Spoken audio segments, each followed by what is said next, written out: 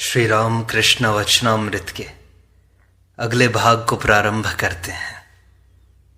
श्री राम कृष्ण कहते हैं, निर्लिप्त होकर संसार में रहना कठिन है। प्रताप ने कहा था, महाराज हमारा वह मत है जो राजर्षि जनक का था। जनक निर्लिप्त होकर संसार में रहते थे, वैसा ही हम लोग भी करेंगे। मैंने कहा, सोचने ही से क्या कोई जनक हो सकता है? राजर्षि जनक को कितनी तपस्या करने के बाद ज्ञान लाभ हुआ था। नतमस्तक और ऊर्ध्वपद होकर तपस्या उग्र की थी, कितने काल तक की थी, और उसके बाद वे संसार में लौट कर आए थे। परंतु क्या संसारियों के लिए कोई उपाय नहीं है? हां, अवश्य है। कुछ दिन एकांत में साधना करनी पड़ती है, तब भक्ति होती है, तब ज्ञान होता है। इसके बाद जाकर संसार में रहो, कोई दोष नहीं। जब निर्जन में साधना करोगे उस समय संसार में बिल्कुल अलग रहो। तब स्त्री, पुत्र, कन्या, माता, पिता, भाई, बहन, आत्मीय, कुटुंब कोई भी पास न रहे। निर्जन में साधना करते समय सोचो, हमारा कोई नहीं है, ईश्वर ही हमारे हैं, और रो रो कर उनके पास ज्ञान और भक्ति की प्रार्थना करो। यदि कोई कहे कितने दिन संसार छोड़कर निर्जन में रहे, तो इसके लिए यदि एक दिन भी इस तरह रह सको तो वह अच्छा। 3 दिन रहो तो और अच्छा है, अथवा 12 दिन, महीने भर, 3 महीने, साल भर, जो जितने दिन रह सके। ज्ञान भक्ति प्राप्त करके संसार में रहने से फिर अधिक भय नहीं रहता। हाथों में तेल लगाकर कटहल काटने से फिर हाथों में उसका दूध नहीं चिपकता। छुई छुओल खेलो तो पार छू लेने से फिर डर नहीं रहता। एक बार पारस पत्थर को छूकर सोना बन जाओ, फिर 1000 वर्ष तक मिट्टी के नीचे गड़े रहने पर भी जब मिट्टी से निकाले जाओगे तो सोना ही रहोगे। मन दूध की तरह है। उस मन को अगर संसार रूपी जल में रखो तो दूध पानी से मिल जाएगा। इसलिए दूध को निर्जन में दही बनाकर उससे मक्खन निकाला जाता है।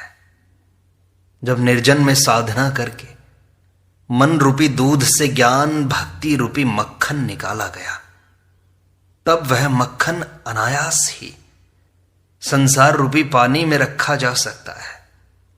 वह मक्खन कभी संसार रूपी जल से नहीं मिल सकता। संसार जल पर निर्लिप्त होकर उतरता रहता है। अगले दिन श्री राम कृष्ण एक सभा को संबोधित करते हैं। कुछ भक्त आए हुए हैं। वे उनसे कहते हैं, श्रीमद् भागवत में है, अवधूत ने 24 गुरुओं में चील को भी एक गुरु बनाया था। एक जगह धीवर मछली मार रहे थे। एक चील झपटकर एक मछली ले गई, परंतु मछली को देखकर करीब 1000 कौवे उनके पीछे लग गए और साथ ही कांव कांव करके बड़ा हल्ला मचाना शुरू कर दिया। मछली को लेकर चील जिस तरफ जाती, कौवे भी उसके पीछे पीछे उसी तरफ जाते। चील दक्षिण की ओर गई, तब कौवे भी उसी ओर गए। जब वह उत्तर की तरफ गई, तब वे भी उसी ओर गए। इसी तरह पूर्व और पश्चिम की ओर भी चील चक्कर काटने लगी। अंत में घबराहट के मारे उसके चक्कर लगाते हुए मछली उससे छूटकर जमीन पर गिर पड़ी। तब वे कौवे चील को छोड़ मछली की ओर उड़े। चील तब निश्चिंत होकर एक पेड़ की डाल पर जा बैठी हुई सोचने लगी, कुल बखेड़े की जड़ यही मछली थी। अब वह मेरे पास नहीं है, इसलिए मैं निश्चिंत हूं। अवधूत ने चील से यह शिक्षा प्राप्त की कि जब तक मछली साथ रहेगी, अर्थात वासना रहेगी, तब तक कर्म भी रहेगा और कर्म के कारण चिंता और अशांति भी रहेगी। वासना का त्याग होने से ही कर्मों का क्षय हो जाता है और शांति मिलती है। परंतु निष्काम कर्म अच्छा है, उससे अशांति नहीं होती। पर निष्काम कर्म करना बड़ा कठिन है। मनुष्य सोचता है कि मैं निष्काम कर्म कर लूंगा, कर रहा हूं, परंतु कहां से कामना निकल पड़ती है यह समझ में नहीं आता। यदि पहले की साधना अधिक हो तो उसके बल से कोई कोई निष्काम कर्म कर सकते हैं। ईश्वर दर्शन के बाद निष्काम कर्म अनायास ही किए जा सकते हैं। ईश्वर दर्शन के बाद प्रायः कर्म छूट जाते हैं। दो एक मनुष्य नारद आदि जैसे लोक शिक्षा के लिए कर्म करते हैं। अवधूत की एक आचार्य और थी, मधुमक्खी। मधुमक्खी बड़े परिश्रम से कितने ही दिनों में मधु संचय करती है, परंतु उस मधु का भोग वह स्वयं नहीं कर पाती। छत्ता कोई दूसरा ही आकर तोड़ ले जाता है। मधुमक्खी से अवधूत को यह शिक्षा मिली कि संचय नहीं करना चाहिए। साधु संतों को 16 आने ईश्वर पर अवलंबित रहना चाहिए, उन्हें संचय नहीं करना चाहिए। यह बात संसारियों के लिए नहीं है।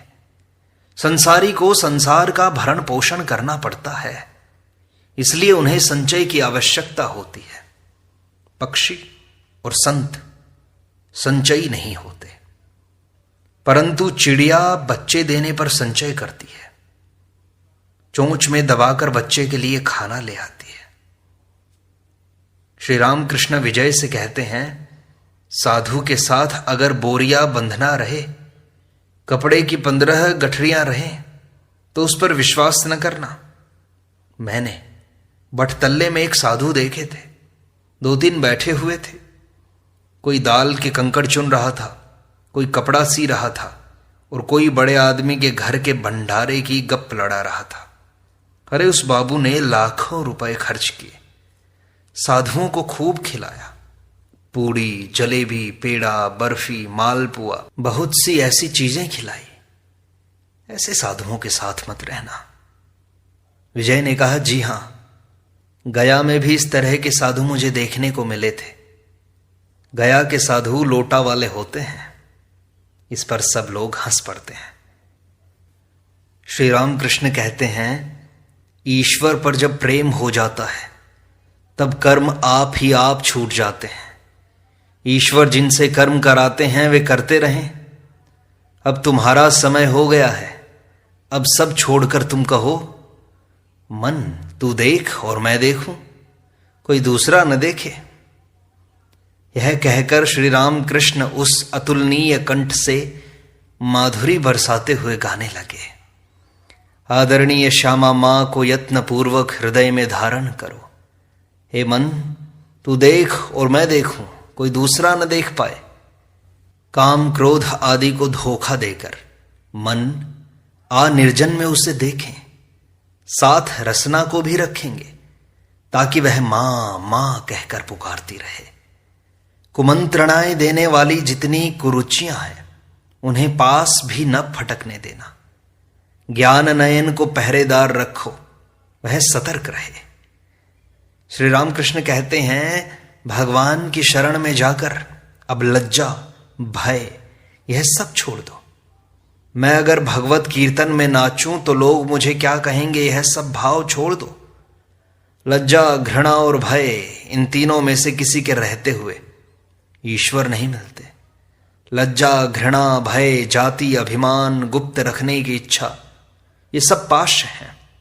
इन सब के चले जाने से जीव की मुक्ति होती है। पाशों में जो बंधा हुआ है वह जीव है, और उनसे जो मुक्त है वह शिव है। भगवत प्रेम दुर्लभ वस्तु है। पहले पहल पति के प्रति पत्नी की जैसी निष्ठा होती है, वैसी ही यदि ईश्वर के प्रति हो तो ही भक्ति होती है। शुद्धा भक्ति का होना बड़ा कठिन है। भक्ति द्वारा मन और प्राण ईश्वर में लय हो जाते हैं। इसके बाद भाव होता है। भाव में मनुष्य निर्वाक हो जाता है, वायु स्थिर हो जाती है, कुंभक अपने आप हो जाता है, जैसे बंदूक दागते समय गोली चलाने वाला मनुष्य निर्वाक हो जाता है और उसकी वायु स्थिर हो जाती है। प्रेम का होना बड़ी दूर की बात है। प्रेम चैतन्य देव को हुआ था। ईश्वर पर जब प्रेम होता है तब बाहर की चीजें भूल जाती हैं, संसार भूल जाता है, अपना शरीर जो इतना प्यारा है वह भी भूल जाता है। यह कहकर श्री राम कृष्ण देव फिर गाने लगे। उसका भावार्थ यह है, नहीं मालूम कब वह दिन होगा जब हरि नाम कहते हुए मेरी आंखों से धारा बह चलेगी, संसार वासना दूर हो जाएगी, शरीर पुलकित हो जाएगा। भाव के होने पर वायु स्थिर हो जाती है। अर्जुन ने जब लक्ष्य भेद किया तब उनकी दृष्टि मछली की आंख पर ही थी, किसी दूसरी ओर नहीं। यहां तक कि आंख के सिवाय कोई दूसरा अंग उन्हें दिखाई ही नहीं पड़ा। ऐसी अवस्था में वायु स्थिर होती है, कुंभक होता है। ईश्वर दर्शन का एक लक्षण यह है कि भीतर से महावायु घर घराती हुई सिर की ओर जाती है, तब समाधि होती है। भगवान के दर्शन होते हैं जो पंडित मात्र है, किंतु ईश्वर पर जिनकी भक्ति नहीं है, उनकी बातें उलझनदार होती हैं। सामाध्यायी नाम के एक पंडित ने कहा था, ईश्वर नीरस है, तुम लोग अपनी भक्ति और प्रेम के द्वारा उसे सरस कर लो। जिन्हें वेदों ने रस स्वरूप कहा है उन्हें नीरस बतलाता है। इससे ज्ञात होता है कि वह मनुष्य नहीं जानता ईश्वर कौन सी वस्तु है, इसलिए उसकी बातें इतनी उलझनदार हैं। एक ने कहा था, मेरे मामा के यहां घोड़ों की एक बड़ी गौशाला है। उसकी इस बात से समझना चाहिए कि घोड़ा एक भी नहीं है, क्योंकि घोड़े कभी गौशाला में नहीं रहते। इस बात पर सभी हंसते हैं। किसी को ऐश्वर्य का, वैभव, सम्मान, पद आदि का अहंकार होता है। यह सब 2 दिन के लिए है, साथ कुछ भी न जाएगा। एक गीत में कहा है, उसका आशय बताता हूं। ऐ मन सोच ले, कोई किसी का नहीं है, तो इस संसार में वृथा ही मारा मारा फिरता है। माया जाल में फंसकर दक्षिणा काली को भूल न जाना। जिसके लिए तू इतना सोचता है, क्या वह तेरे साथ भी जाएगा? तेरी वही प्रेयसी जब तू मर जाएगा तब तेरी लाश से अमंगल की शंका करके घर में पानी का छिड़काव करेगी। यह सोचना कि मुझे लोग मालिक जो कहते हैं वह सिर्फ 2 ही दिन के लिए है। जब काला काल के मालिक आ जाते हैं तब पहले के वही मालिक श्मशान घाट में फेंक दिए जाते हैं। और धन का अहंकार भी नहीं करना चाहिए। अगर कहो मैं धनी हूं तो धनी भी एक से एक बढ़कर है। संध्या के बाद जब जुगनू उड़ता है तब वह सोचता है इस संसार में प्रकाश मैं ही दे रहा हूं, परंतु तारे ज्यों ही उगते हैं उसका अहंकार चला जाता है। तब तारे सोचने लगे हम ही लोग संसार को प्रकाश देते हैं। कुछ देर बाद चंद्रोदय हुआ, तब तारे लज्जा से म्लान हो गए। चंद्रदेव सोचने लगे मेरे ही आलोक से संसार हंस रहा है, संसार को प्रकाश तो मैं ही देता हूं। देखते ही देखते सूर्य उगे, चंद्र मलिन होकर ऐसे छिपे कि फिर दिखाई ही नहीं दिए। धनी मनुष्य अगर यह सब सोचे तो धन का अहंकार न हो। उत्सव के कारण मणिलाल ने खान पान का बहुत बड़ा आयोजन किया था। उन्होंने यत्न पूर्वक श्री राम कृष्ण और समवेत भक्त मंडली को भोजन कराया। जब सब लोग घर लौटे तब रात बहुत हो गई थी, परंतु किसी को कोई कष्ट नहीं हुआ। अगले दिन श्री राम कृष्ण समझाते हैं, जब तक उपाधि है तभी तक अनेक का बोध हो सकता है, जैसे केशव, प्रसन्न, अमृत, ये सब। पूर्ण ज्ञान होने पर एकमात्र चैतन्य का ही बोध होता है। पूर्ण ज्ञान होने पर मनुष्य देखता है वही एकमात्र चैतन्य है। यह जीव प्रपंच, ये 24 तत्व बने हैं। परंतु शक्ति की विशेषता पाई जाती है। यह सच है कि सब कुछ वे ही बने हैं, परंतु कहीं तो उनकी शक्ति का प्रकाश अधिक है और कहीं कम।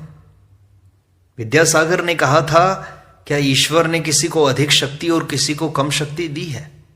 तो मैंने कहा, अगर ऐसा न होता तो एक आदमी 50 आदमियों को हराता कैसे? और तुम्हें ही फिर क्यों हम लोग देखने आते हैं? वे जिस आधार में अपनी लीला का विकास दिखलाते हैं, वहां शक्ति की विशेषता रहती है। जमींदार सब जगह पर रहते हैं, परंतु उन्हें लोग किसी खास बैठक खाने में अक्सर बैठते हुए देखते हैं। ईश्वर का बैठक खाना भक्तों का हृदय है। वहां अपनी लीला दिखाना उन्हें अधिक पसंद है। वहां उनकी विशेष भक्ति, विशेष शक्ति अवतीर्ण होती है। इसका लक्षण क्या है ये पूछो तो जहां कार्य की अधिकता है वहां शक्ति का विशेष प्रकाश है। यह आद्या शक्ति और परब्रह्म दोनों अभेद हैं। एक को छोड़ दूसरे का चिंतन नहीं किया जा सकता। जैसे ज्योति और मणि, मणि को छोड़ मणि की ज्योति के बारे में सोचा नहीं जा सकता, और न ही ज्योति को अलग करके मणि के बारे में ही सोचा जा सकता है। जैसे सर्प और उसकी वक्र गति, न सर्प को छोड़ उसकी तिर्यक गति सोची जा सकती है, और न ही तिर्यक गति को छोड़ सर्प को। आद्या शक्ति ने ही इस जीव प्रपंच, इस चतुर्विंशति तत्व का स्वरूप धारण किया है। अनुलोम विलोम, ये सब राखाल, नरेंद्र तथा और लड़कों के लिए क्यों मैं इतना सोच विचार किया करता हूं? हाजरा ने कहा, आप उन लोगों के लिए इतना सोचते क्यों हो? ईश्वर चिंतन फिर कब करोगे? तब मुझे बड़ी चिंता हुई। मैंने कहा, मां ये क्या हुआ? हाजरा कहता है उन लोगों के लिए इतना क्यों सोचते रहते हो? फिर मैंने भोलेनाथ से पूछा। उसने कहा, इसका उदाहरण महाभारत में है। समाधिस्थ मनुष्य समाधि से उतरकर ठहरे कहां? वह इसीलिए सत्वगुणी मनुष्यों को लेकर रहता है। महाभारत का यह उदाहरण जब मिला तब जी में जी आया। ये सुनकर सब लोग हंसते हैं। वे कहते हैं हाजरा का दोष नहीं है। साधक अवस्था में संपूर्ण मन नेति नेति करके उन्हें दे देना पड़ता है। सिद्ध अवस्था की बात दूसरी है। उन्हें प्राप्त कर लेने पर अनुलोम और विलोम एक से प्रतीत होते हैं। मट्ठा अलग करने पर जब मक्खन मिलता है तब जान पड़ता है कि मट्ठे का ही मक्खन है और मक्खन का ही मट्ठा। तब ठीक ठीक समझ में आता है। फिर सब कुछ वे ही हुए हैं। कहीं उनका प्रकाश अधिक है और कहीं पर कम। भाव समुद्र उमड़ने पर स्थल में भी एक बांस पानी हो जाता है। पहले नदी से होकर समुद्र में जाते समय बहुत कुछ चक्कर लगाकर जाना पड़ता है, और जब बाढ़ आती है तब सूखी जमीन पर भी एक बांस पानी हो जाता है। तब नाव सीधे चलाकर लोग जगह पर पहुंचते हैं। फिर चक्कर मारकर नहीं जाना पड़ता। इसी तरह धान कट जाने पर मेंढ से चक्कर काटकर नहीं आना पड़ता। सीधे एक रास्ते से निकल जाओ। उन्हें प्राप्त कर लेने पर फिर सभी वस्तुओं में उनके दर्शन होते हैं। मनुष्य के भीतर उनका अधिक प्रकाश है। मनुष्यों में, सत्वगुणी भक्तों में उनका और भी अधिक प्रकाश रहता है, जिनमें कामिनी और कांचन के भोग की बिल्कुल ही इच्छा नहीं रहती। सब स्तब्ध हो गए हैं रामकृष्ण की ये बातें सुनकर। वे कहते हैं समाधिस्थ मनुष्य जब उतरता है तब भला वह कहां ठहरे, किस पर अपना मन रमाए। कामिनी और कांचन का त्याग करने वाले सत्वगुणी भक्त, उनकी आवश्यकता इसीलिए होती है, नहीं तो फिर वे क्या लेकर रहेंगे। जो ब्रह्म है वे ही आद्या शक्ति भी हैं। जब वे निष्क्रिय हैं तब उन्हें ब्रह्म कहते हैं, पुरुष कहते हैं। जब सृष्टि, स्थिति, प्रलय ये सब करते हैं तब उन्हें शक्ति कहते हैं, प्रकृति कहते हैं। पुरुष और प्रकृति, जो पुरुष है वे ही प्रकृति भी हैं। आनंदमय और आनंदमयी दोनों। जिसे पुरुष ज्ञान है उसे स्त्री ज्ञान भी तो है। जिसे पिता का बोध है उसे माता का भी बोध है। जिस अंधेरे का ज्ञान है उसे उजाले का भी ज्ञान है। जिसे रात का ज्ञान है उसे दिन का भी ज्ञान है। जिसे सुख का ज्ञान है उसे दुख का भी। इस बात को ध्यान से समझें। मां कौन सी मां? जगत की मां, जिन्होंने जगत की सृष्टि की, जो उसका पालन कर रही है, जो अपनी संतानों की सदा रक्षा करती है और धर्म, अर्थ, काम, मोक्ष जो जो कुछ चाहता है उसे वही देती है। जो उनकी यथार्थ संतान है वह उन्हें छोड़कर नहीं रह सकती। उसकी माता ही सब कुछ जानती है। वह तो बस खाता है, खेलता है और घूमता है। इसके सिवाय वह कुछ नहीं जानता। क्या ईश्वर ऐश्वर्य के भी वश हैं? वे तो भक्ति के वश में हैं। जानते हो वे क्या चाहते हैं? वे रुपया नहीं चाहते, भाव, प्रेम, भक्ति, विवेक, वैराग्य सब चाहते हैं। जिसका जैसा भाव होता है वह ईश्वर को वैसा ही दिखाई देता है।